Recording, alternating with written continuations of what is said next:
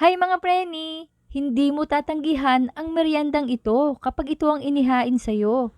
Pagsamahin ba naman ang bihon at kanton? At kung favorite mo ito, ay siya talagang magkakasundo tayo sa kainan. Hihiwain ko lang itong 450 grams pork.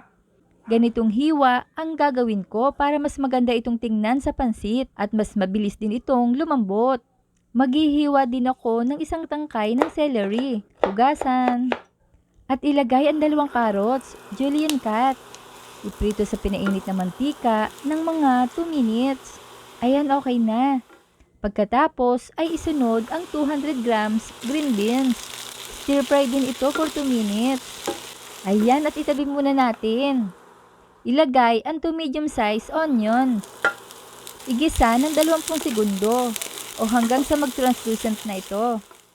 At ilagay ang 6 na butil ng bawang. Igisa hanggang sa bumango. At huli kong ilalagay ang hiniwang pork. Stir fry for 3 minutes. Medium heat.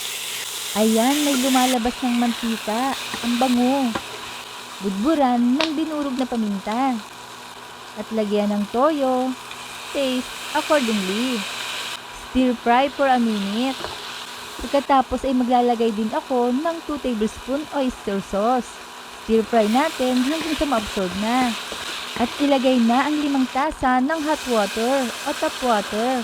Hot water ang nilalagay ko para mas mabilis kumulo ang sabaw. Haluin, takpan at pakuluan ng 10 minuto. At makalipas ang 10 minuto, haluin at tanggalin ang karne sa kawali. Set aside muna. At eto na nga ang main ingredients natin.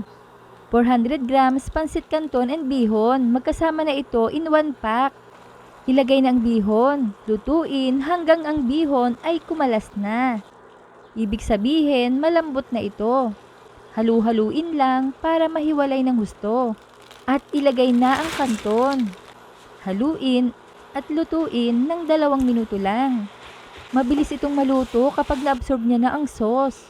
Ayan, at ilagay na ang nilutong karne. I-mix lang at lutuin ng 1 minuto. Ilagay na ang mga gulay at ang pinakahuli ay ang chopped celery na siyang magbibigay ng dagdag aroma sa ating pansit. At haluing mabuti hanggang sa magsama na lahat ng mga sangkap. Patayin ang apoy. Queen, nakakagutom na. Ang maganda dito, 2-in-1 na ito dahil pwede itong ulam at pwede ding pang merienda. Ililipat ko na ito sa isang serving bowl para maganda naman ang ating plating. Nag-crave na ba kayo, preni? At syempre, may kalamansi din. Wow, busog na naman tayo nito. Yung alam mong itsura pa lang ay masarap na. Kain na tayo mga preni. Kaya i-like, i-share at i-follow nyo na ako para updated kayo sa mga reseping ibabahagi ko pa. Huwag kalimutan, cook with love. Thanks for watching. Bye-bye!